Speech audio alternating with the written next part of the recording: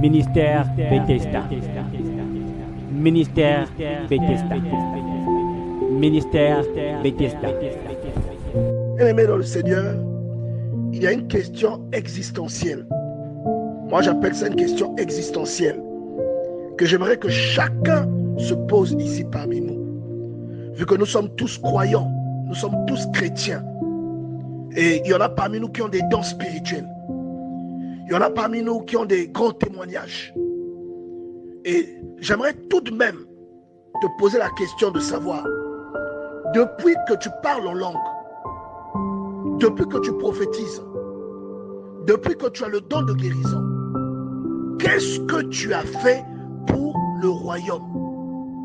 Je répète, depuis que tu pries beaucoup, qu'est-ce que tu as fait pour le royaume? C'est la question que j'aimerais, je ne te demande pas de me répondre, mais j'aimerais que tu te poses, que tu fasses le bilan du résultat que tu as offert, de ce que Dieu t'a donné.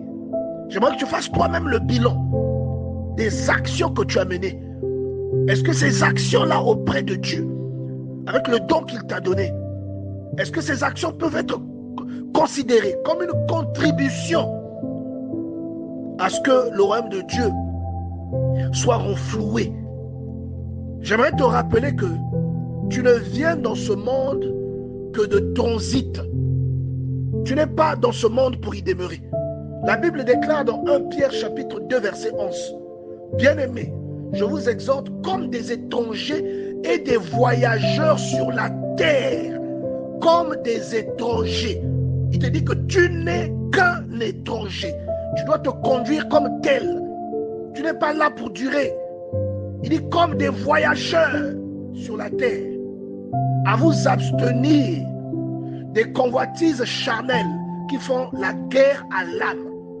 Tout chrétien digne de ce nom doit savoir que la terre n'est qu'une zone de transit pour lui. J'aimerais que nous regardions ensemble la sagesse que Moïse manifeste dans ce merveilleux cantique, le psaume 90. La Bible déclare au verset 10, les jours de nos années s'élèvent à 70 ans. Là, c'est Moïse qui est en train de faire l'évaluation de sa vie devant Dieu. Et combien parmi nous, bien-aimés dans le Seigneur, au réveil ou à la fin de la journée, combien parmi nous prennent le temps de faire le bilan de ce que vous avez été, de ce que vous avez représenté pendant la journée, de ce que vous avez représenté pendant cette semaine? Combien prendront le temps aujourd'hui de se recueillir en prière pour évaluer ce à quoi ils ont servi aux autres pendant cette semaine, pour évaluer ce à quoi ils ont été utiles au royaume des cieux pendant cette semaine? Combien prendront ce temps, bien-aimés dans le Seigneur? Moïse dit, et les plus robustes vivent jusqu'à 80 ans. Il dit, malgré tout, l'orgueil que nous en tirons n'est que peine et misère. Malgré le nombre d'années, nous ne passons ces années que dans la peine et la misère. Et ensuite, il vient à l'introspection, il dit, qui prend garde à la force de ta colère? Qui pendant sa vie est tout le temps en train de regarder vers le ciel pour dire qu'il y a quelqu'un qui m'observe? Qui parmi nous est en train de regarder constamment vers le Seigneur, en train de regarder constamment à l'intérieur de son cœur pour voir s'il marche correctement selon les préceptes divins, s'il marche correctement selon les recommandations de Dieu, s'il est utile au royaume, si c'est un arbre qui porte du fruit ou si c'est un arbre que l'on viendra déraciner parce qu'il occupe la terre pour rien. Et c'est la question que nous devons nous poser. C'est pourquoi au verset 11, Moïse dit, qui prend garde à la force de ta colère et à ton courroux selon la crainte qui t'est due, qui mène sa vie en évaluant ses actions tout le temps selon ce qui est dû à Dieu. C'est la question que nous devons nous poser. Faire les veillées de prière, c'est bien. Aller célébrer Dieu en chantant beaucoup, c'est bien. Mais aimer l'autre, c'est mieux. Craindre Dieu, c'est mieux. Mener une vie de sanctification, c'est mieux. Évaluer ses actions et vivre comme un pèlerin dans ce monde, c'est encore 1000 fois mieux. Lui parmi nous qui fait constamment ce type d'analyse, bien-aimé dans le Seigneur, celui-là, je vous garantis qu'il a compris une grande partie de ce qu'implique sa conviction.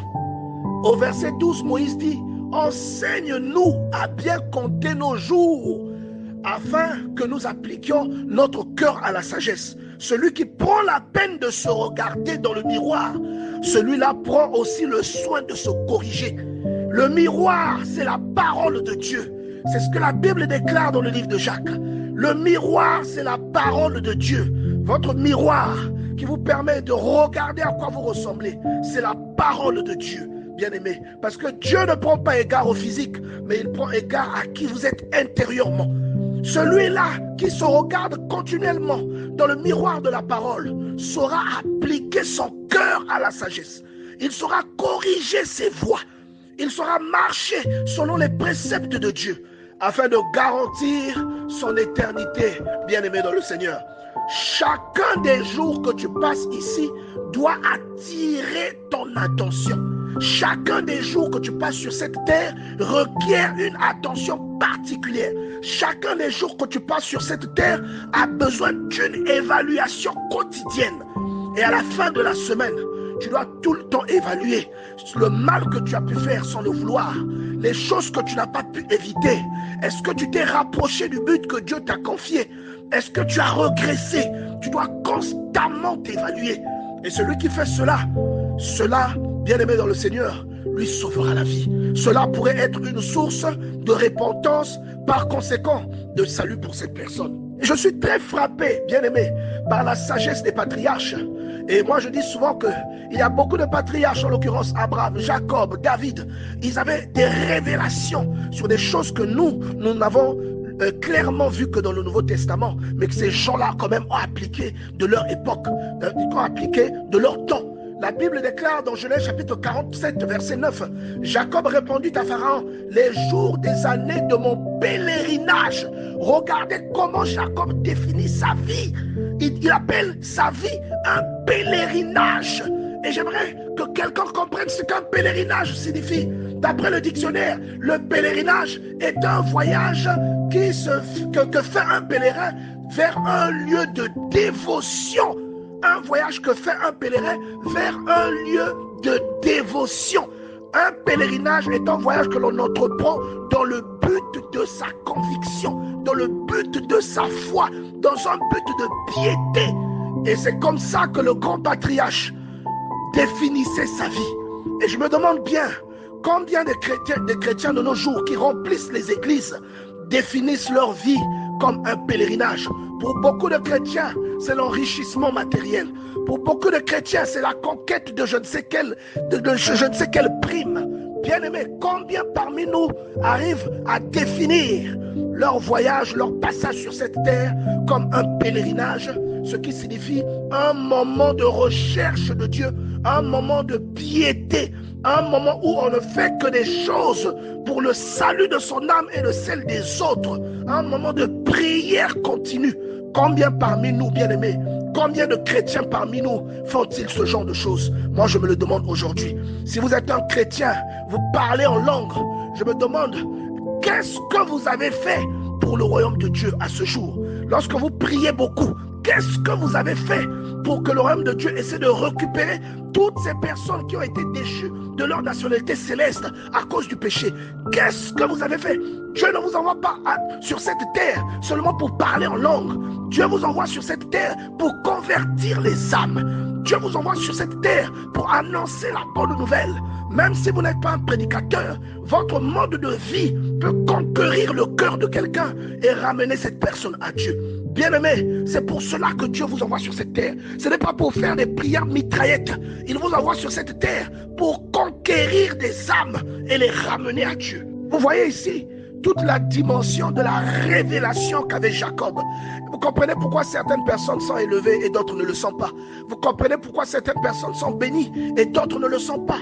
Et vous comprenez pourquoi certaines personnes sont exaucées et d'autres ne le sont pas. Je vous dis toujours, si l'autre arrive à obtenir de Dieu quelque chose que vous n'avez pas à obtenir, ça veut dire qu'il y a quelque chose que cette personne fait que vous ne faites pas. Dieu n'est pas injuste, bien-aimé, Actes des Apôtres chapitre 10. Dieu n'est pas injuste. Dieu ne fait pas de favoritisme. Lorsque vous lisez ici, vous voyez combien Jacob avait la révélation. Vous voyez comment Jacob défini son passage sur cette terre, bien-aimés. Les modèles que nous avons dans la Bible avaient la révélation de cette question, bien-aimés dans le Seigneur. C'est ainsi qu'un vrai chrétien devrait voir sa vie. La vie n'est pas un moment de plaisir, c'est une quête de salut. Ce que vous faites durant votre passage dans ce monde détermine ce qui vous attend de l'autre côté. Le croyant n'est rien d'autre qu'un pèlerin. Je répète, le croyant. Si tu es un croyant, sache que quand tu es dans ce monde, tu n'es rien d'autre qu'un pèlerin. C'est à ça que Dieu t'appelle. Il ne t'appelle pas à la réjouissance. Cela fait partie de ton lot. Mais le but premier pour lequel Dieu t'envoie, c'est que tu puisses racheter. C'est que tu puisses servir d'exemple. C'est que tu puisses servir de modèle. C'est que tu puisses illustrer ce qu'est le divin. Lorsque quelqu'un te voit, il doit apercevoir Dieu derrière toi. C'est la raison pour laquelle Dieu t'envoie dans ce monde. Sachez que dans ce monde, vous êtes un diplomate envoyé par le Seigneur. Vous êtes venu ici pour pratiquer la diplomatie. Vous représentez un gouvernement, vous représentez un pays, vous représentez un roi. Vous êtes ici dans ce monde comme un diplomate. Voilà pourquoi votre façon de penser ne correspond pas à la façon de penser du monde. Voilà pourquoi votre logique, et même la logique de votre constitution, ce que l'on peut appeler communément comme la Bible, voilà pourquoi cette logique-là, la logique de votre code Rousseau, la Bible, cette logique est une logique complètement différente de celle du monde. Tout comme un Britannique qui viendrait au Congo, sa logique serait complètement différente de la logique du Congo parce qu'il obéit à la constitution de son pays de naissance, de son pays d'origine. Et j'aimerais te dire, bien-aimé, que tu n'es qu'un diplomate lorsque tu viens ici dans ce monde. Vous êtes des diplomates qui visitent la terre pour aider le royaume à rapatrier le plus de personnes déchues de leur nationalité céleste. C'est pour cela que Dieu vous envoie dans ce monde. Vous êtes un diplomate, vous n'êtes rien d'autre qu'un pèlerin au service du Seigneur, même lorsque vous n'êtes pas appelé à prêcher à des foules. En tant que père de famille, vous devez donner l'exemple. Vous devez influencer vos enfants. Voyez, et cela vous vient, cette déclaration vient de quelqu'un qui a été fortement influencé par son père. Mon père n'était pas prédicateur, mais il a fortement influencé ma vie à cause de la piété qu'il observe, ou qu'il a observé, ou qu'il continue à observer. Cela m'a influencé. Pourtant, ce n'est pas un prédicateur. C'est cela un chrétien. Vous devez vivre comme des personnes qui sont là pour représenter Dieu. Influencer les gens qui sont autour de vous. Vous devez les influencer. Cela les conduira vers les dons vers lesquels Dieu les a appelés, vers les directions que Dieu a voulu qu'ils empruntent. Soyez des personnes qui influencent. Vous êtes une mère de famille. Influencez les gens.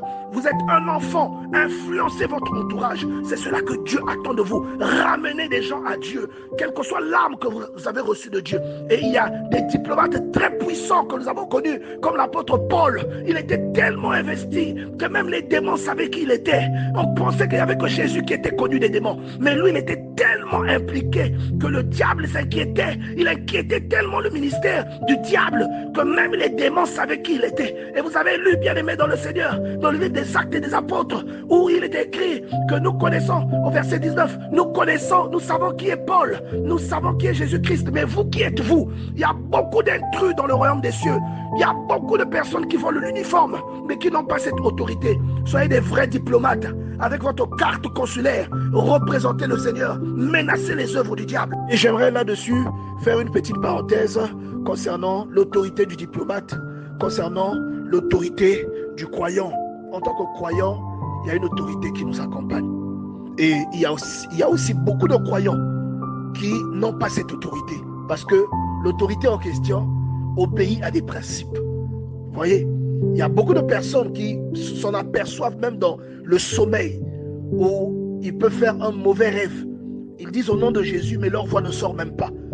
Vous vous rendez compte que la personne qui essaie de vous menacer dans le songe est maître de vous. Vous dites au nom de Jésus, votre voix ne sort pas. Parce que l'autorité qui doit vous accompagner ne vous accompagne pas. Des fois, c'est parce que vous avez fait dans la journée ou pendant la semaine quelque chose que Dieu n'approuve pas. Une chose qui vous a éloigné de Dieu. Et il y a une illustration extraordinaire dans cette parole. Vous voyez, vous savez, le policier, par exemple, qui régule la circulation, lorsqu'il lève la main il a des gants à la main, il lève la main, quel que soit le gabarit du véhicule. Ce véhicule s'arrête devant lui. Lorsqu'il donne le passage au trafic latéral, ce trafic-là se met en mouvement. Vous voyez, c'est lui qui dirige et les voitures l'obéissent au doigt et à l'œil. Et je vous garantis que le même policier, en civil, ne pourra pas accomplir la même tâche. Les gens ne le reconnaîtront pas, ils ne verront pas en lui cette autorité-là. Ils ne détecteront l'autorité que si la personne a l'uniforme qui va de pair avec l'autorité en question.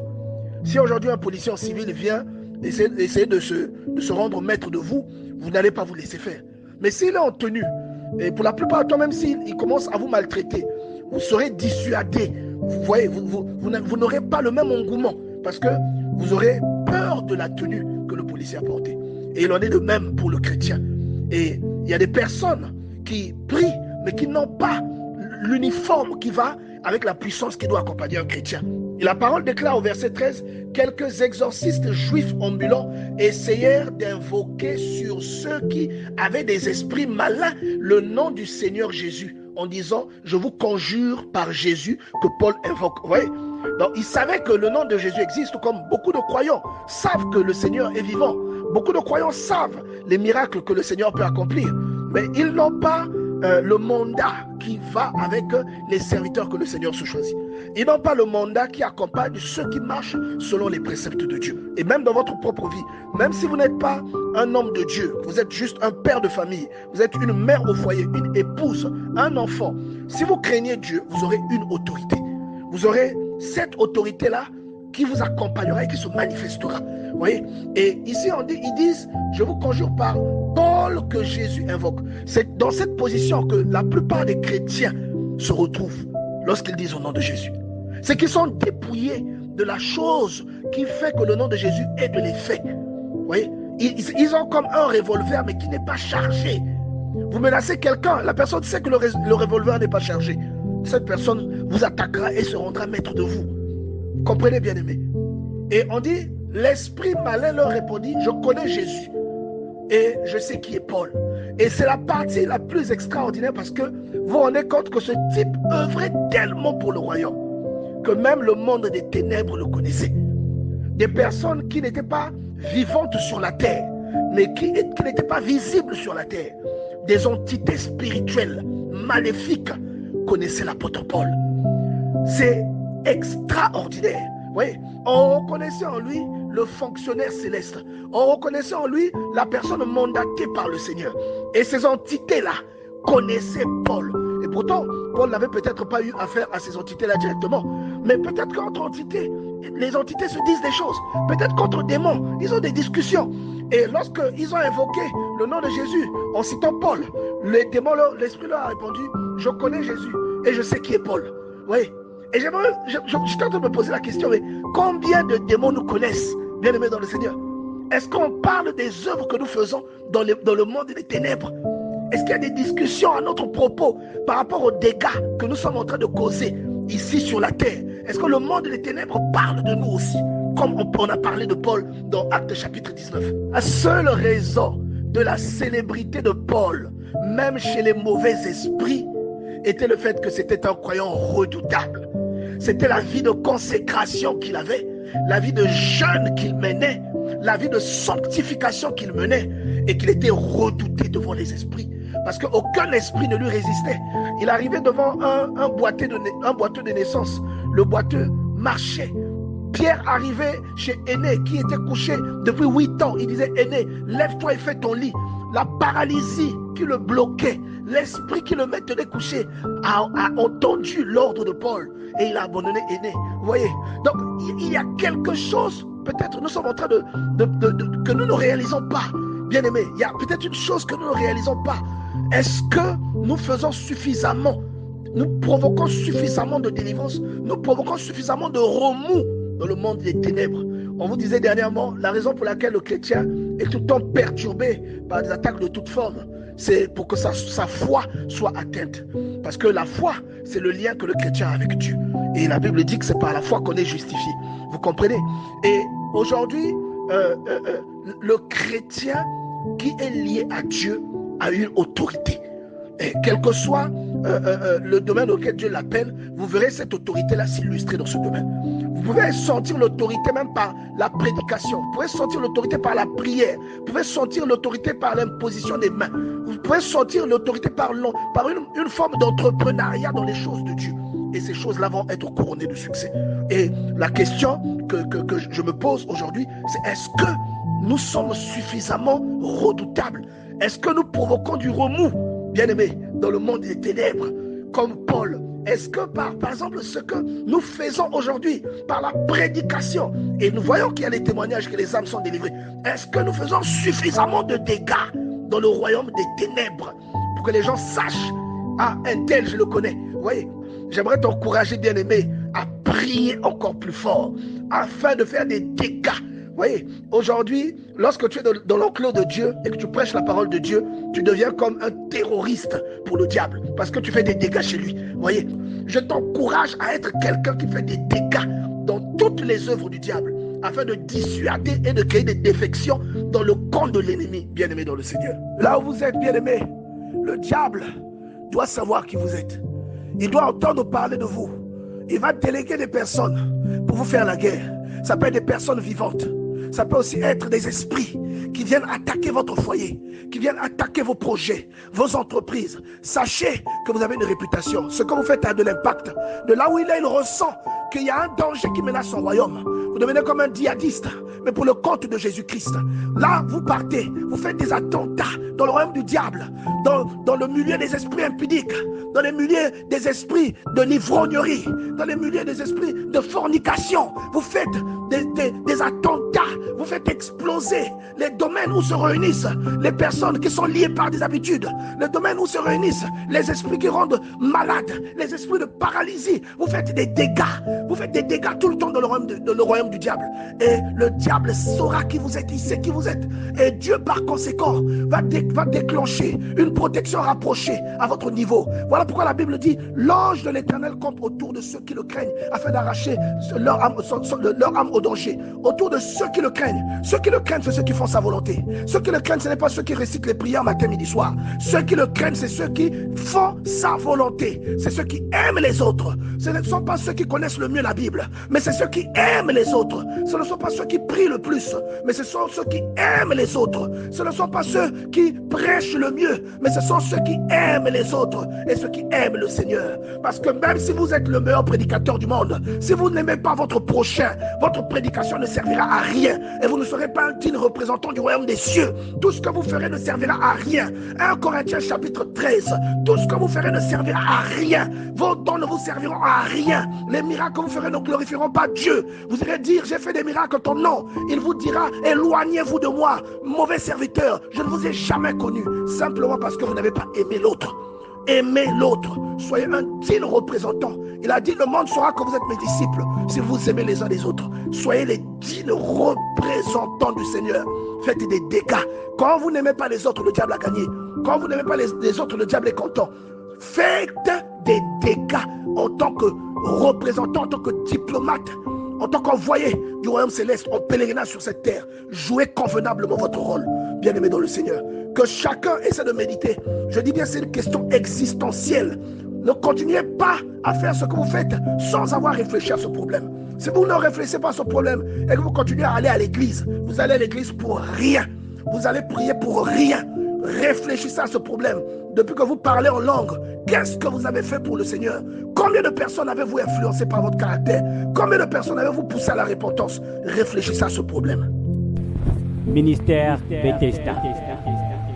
Ministère Bethesda. Ministère Bethesda.